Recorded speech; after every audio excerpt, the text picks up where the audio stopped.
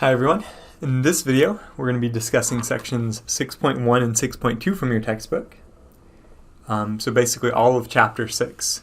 And section 6.1 and 6.2 are introducing the idea of a discrete random variable and how a lot of these discrete random variables follow something called the binomial distribution.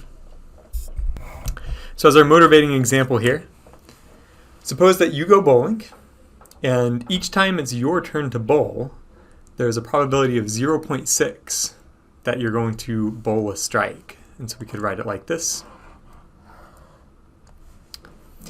But we're going to set up an experiment. And in that experiment, you're going to bowl 3 times in a row.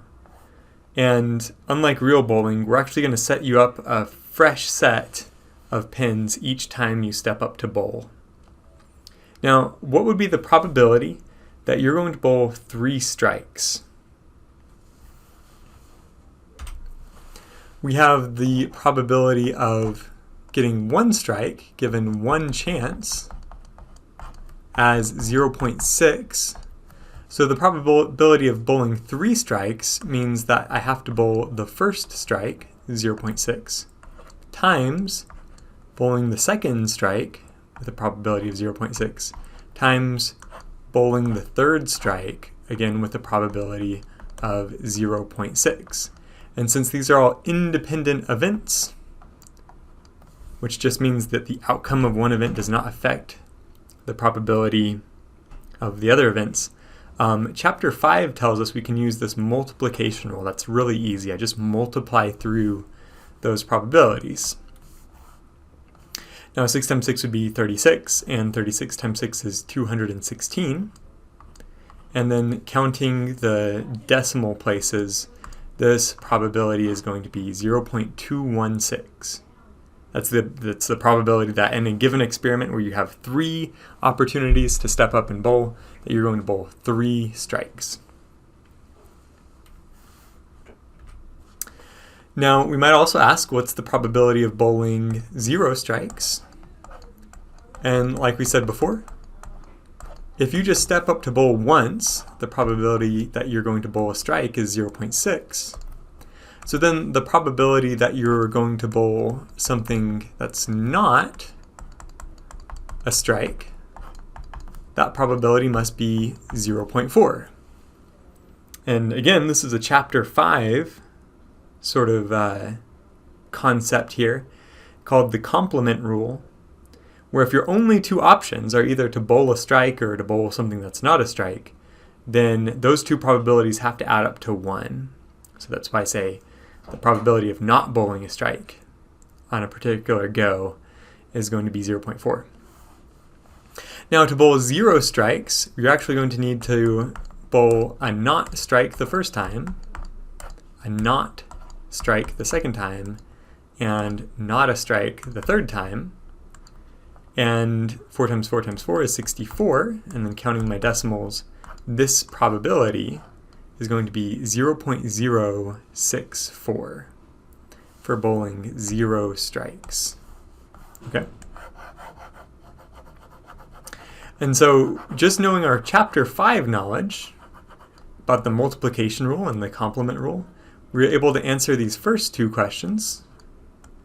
But actually, if we want to answer other questions about, the probability of bowling particular numbers of strikes, we're going to need a little bit more theory. And so that's what this whole lesson is in chapter 6. So the next question you might ask is, what's the probability that in this sort of experimental setup, what's the probability that I bowl 1 strike? And just for the purpose of learning, I'm going to present to you the wrong answer. So don't put too much stock in what I'm about to say, but let me point out one way that I think a lot of students end up going, down the wrong road here, is they say, well, if I want to bowl 1 strike out of 3 opportunities, well, it's going to be a probability of 0.6 for bowling that strike, and then for the other 2 opportunities, I have 0.4 as the probability of not bowling a strike. And so let's say that my probability here for one strike is going to be 0.6 times 0.4 times 0.4. And so doing this math, it'll be 6 times 16, which is 96. And then counting my decimals, I have 0.096. And so this is the wrong answer. But you can kind of see how you might get trapped into thinking that the probability for bowling one strike would be 0.096, right? Then finally, what's the probability that we would bowl two strikes? And again, what I want to show you is actually the wrong answer, and we're going to use the same strategy that we've been using.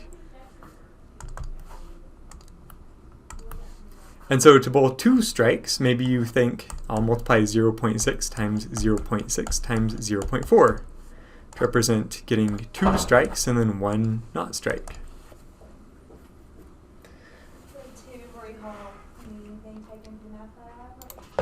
So here, your probability of bowling two strikes out of three opportunities looks as if it might be 0.144. Okay, but again, just to emphasize, that's the wrong answer. How do I know this is the wrong answer, right? Well, there's a few checks on our work, and we actually learned these again in Chapter 5. But one of the rules that we learned in Chapter 5 is that any probability has to be between 0 and 1. Another way to say this is any probability has to be between 0 and 100%. So you can't have a negative probability. That wouldn't make sense. You also can't have a probability greater than 100%. You can't be more than certain something will happen. And going back to our previous slide, we find that actually all of our answers do follow this rule. All of our answers did follow the rule that, the probabilities are between 0 and 1. So like 3 strikes has a probability of 0.216. And 0 strikes, that had a probability of 0.064. 1 strike had a probability of 0.096. And of course, 2 strikes had this probability of 0.144. So this actually checks out. We're good for this particular rule. But now consider point number 2 on the slide, which says that the sum of the probabilities of all outcomes must equal 1. So in other words, if you add up all of the probabilities assigned to each of the possible outcomes, that has to add up to 100%. And if we take a look at our probabilities that we were given here, and we whip out our TI-84 calculator, we put in 0.216 plus 0.064 plus 0.096 plus 0.144. We end up getting a sum of 0.52. And so when we find that adding all of these up gives a sum of 0.52, that's bad news, right? That sum should be the number 1. So we know we've made some sort of mistake. And as I've already been saying over and over again, our mistake is in the way that we calculated the probability for 1 strike and the probability for 2 strikes. Our logic in reasoning about bowling 3 strikes or 0 strikes, that's actually spot on. We can actually trust those answers. But now let's go back and look at what was the mistake. Right? What was the concept that we were missing here whenever we calculated these last 2 probabilities? And what I want to point out to you is that what we drew before represents getting a strike on your first opportunity and then missing the strike on the second and third opportunities. But that's not the only way that you can bowl 1 strike with 3 opportunities. In fact, there's how many different ways? Well, you could bowl it on the first opportunity, but you could also bowl that strike on the second opportunity,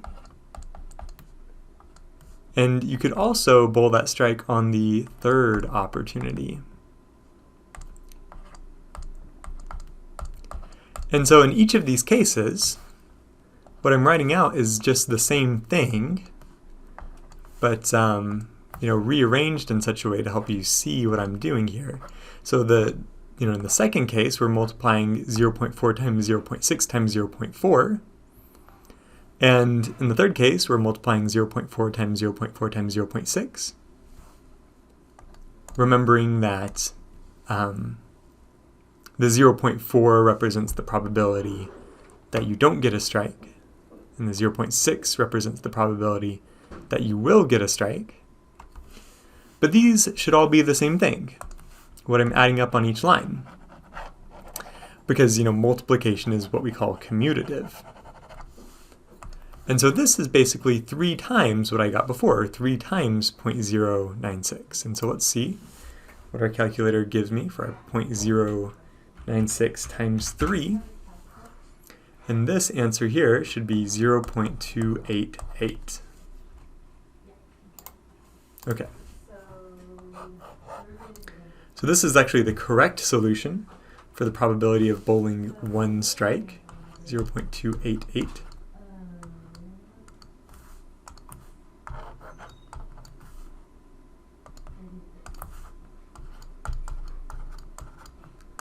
And now let's think about the way that you might calculate the probability for 2 strikes. Basically, the setup here is that you have 3 opportunities, and within those 3 opportunities, you have to decide which 2 are going to be strikes. So basically, we have a situation of what we call 3 choose 2, and the bells should be going off in your head if you worked through section 5.5 adequately, because 3 choose 2 sounds like a situation for the binomial coefficient. So 3 choose 2 will be 3 factorial over 2 factorial times 3 minus 2 factorial. And you can work out the math remembering what the factorial is, and this is going to be 3. So these probabilities, what we wrote out before, is just the probability of getting 2 strikes followed by not a strike. But that's not the only way to bowl 2 strikes out of 3 opportunities. In fact, there's 3 ways to do that. And so I'm just going to have to multiply this this number 0.144 we found. We multiply that times 3 choose 2, or we multiply that times 3. And whenever I multiply 0.144 times 3, we're going to get 432. There we go. Or 0.432. Okay, so this is actually the correct probability for bowling 2 strikes here. This again being the correct for 1 strike. Sorry, my slides are a little bit messy. I didn't leave a whole lot of room. And now what we ought to do is do the sum in green and see if it works out. Like I said before, if this passes our test, if these are actually the correct probabilities, then adding up 0.216 plus 0.064 plus 0.288 plus 0.432, that should give me 100%. And it does. And so this is, good verification that we actually have done it correctly now here in the green ink on the slide. Okay.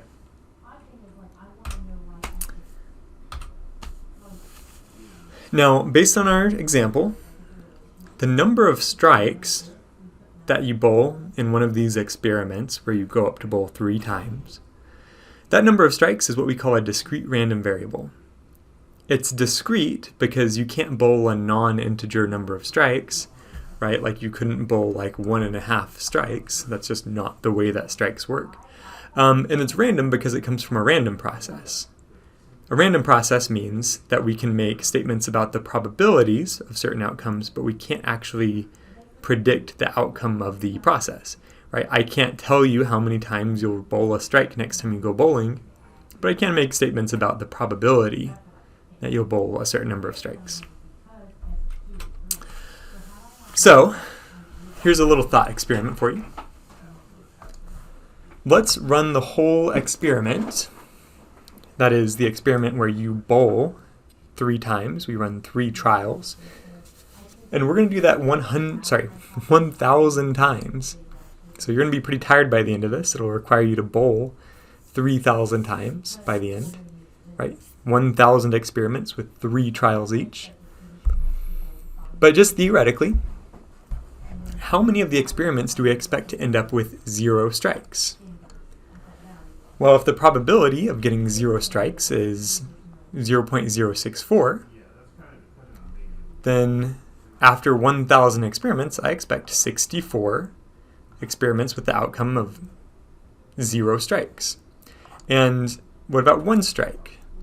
Well, the probability of bowling 1 strike is 0.288. And so, after running 1,000 experiments, I would expect 288 strikes. And what about 2 strikes? Well, the probability of bowling 2 strikes out of 3 is going to be 0.432. So after 1,000 experiments, I expect 432 experiments to have the outcome where we got 2 out of 3 strikes. Finally, the probability of bowling all 3 strikes was 0.216. And so after 1,000 experiments, I would expect that 216 of them would have the outcome where you bowl all 3 out of 3 strikes. Now we are ready to calculate the mean, the median, the mode, the variance, and the standard deviation of this particular distribution. And when I say distribution, what I'm talking about is this discrete random variable. This discrete random variable is distributed in a particular way. And for that random distribution, we can actually calculate these measures of central tendency and these measures of dispersion using our little theoretical 1,000 experiment outcomes. So to calculate the mean here is going to be basically the sum of all of the outcomes divided by the number of measurements, right? And so for us, this is going to be 0 times 64, because that's not a decimal, that's a multiplication. Because there are 64 experiments where I got 0 strikes, plus 288 experiments where I bowled 1 strike, plus 432 experiments where we bowled 2 strikes, plus 216 experiments where we bowled 3 strikes. And then we divide by 1,000, and this is going to give us basically the average number of strikes per experiment. That's, of course, the mean. So here we go. We have 0 times 64 plus 1 times 288.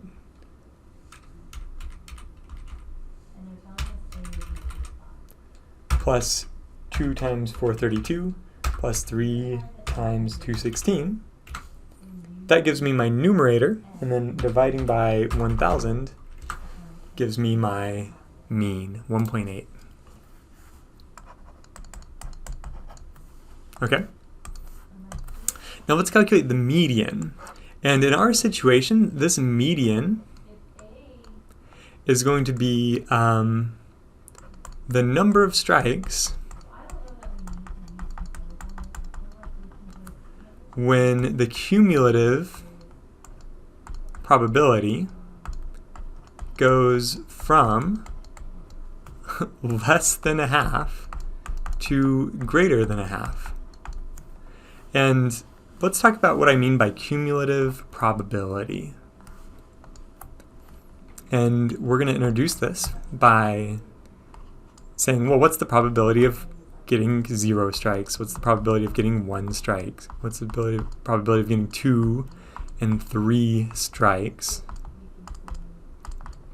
Well, we can actually just copy this from what we had before.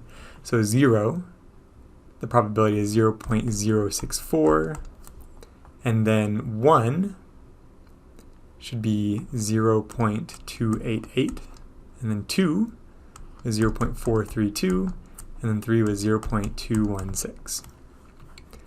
Whenever we're talking about the cumulative probability, what that means is we're just going to add up these numbers as I go down and basically increase the number of strikes. So for 0 strikes, the cumulative probability is just, 0.064. For 1 strike, the cumulative probability is going to be 0.64 plus 288. And so let's do that. Let's do 0.064 plus 0.288, which is 0.352. For 2 strikes, we're going to add to that sum 0.432, which gives me 0.784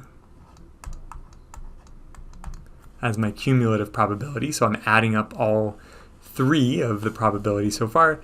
And then lastly, if I add 0.216 to that number, I get a cumulative probability of 1. And so the number of strikes when cumulative probability goes from less than a half to more than a half, that happens with 2 strikes, right?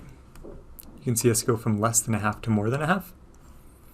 And so here, that must mean that the median is 2. So I've calculated the mean, and I've calculated the median for this discrete random variable. Now let's calculate the mode. So the mode is going to be the number of strikes with the greatest probability. And that, the number of strikes with the greatest probability, appears to be 2. So my mode is going to be the number 2. Now variance is going to take a little while to calculate, because variance is going to be the sum of all of the deviations squared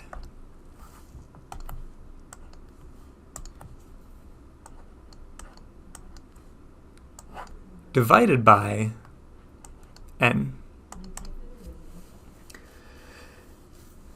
So let's talk about the deviations, right? There was 64 experiments in which I got 0 strikes. And so the deviation for 0 strikes is, well, it's going to be 0 minus 1.8, so that will be negative 1.8. And so that's my deviation, 0 minus the mean. Square it, because I'm summing up the deviation squared, and then that happens 64 times. So I multiply times 64. Okay? Then, to that, I consider the cases where an experiment had only 1 strike. So 1 minus 1.8 gives me a deviation, in that case, of negative 0.8. Square it, because we square the deviations, and then we multiply by 288. Then I add to that the situations where we have 2 strikes in an experiment. So 2 minus the mean is 0.2 for my deviation. Of course, square that and then multiply times 432 experiments with that outcome. And then plus, what about whenever I had an experiment with 3 strikes? So 3 minus 1.8 is 1.2 as my deviation. square that deviation, and then multiply by 216, because that was how many experiments ended up with 3 strikes. That all adds together to be my numerator, and then of course I'm going to divide by 1,000 to get my variance. So this is now a matter for our calculator to figure out. I just have to faithfully plug this in. And really quick, before I do, I just want to point out that whenever I take a negative number and square it, it makes a positive number, right? So positive 2 squared is positive 4, but negative 2 squared is also positive 4. So anytime I'm squaring something, I might as well just put in the positive number, because if I'm squaring it, it will be positive anyways. And so I can just make that a little bit easier on myself as I'm plugging into the calculator. So this all becomes 1.8 squared times 64 plus 0.8 squared times 288 plus 0.2 squared times 432 plus 1.2 squared times 216. That's my numerator. Now I divide by my 1,000 sample size, and I get a variance of 0.72. Now the standard deviation, last but actually probably the easiest, standard deviation is just the square root of the variance. And so taking the square root of 0.72, I just raise my previous answer to the 1/2 power, and I get 0.849. So for standard deviation, that's 0.849. All right. So this is how we calculate all of these descriptive statistics, both measures of central tendency and dispersion, for a discrete random variable like this. And that's it for the 6.1 material, and we'll take a break here because this video is getting a little bit long, and in the next video we'll pick up on pretty much using the same example to illustrate the material of section 6.2. All right, so see you there.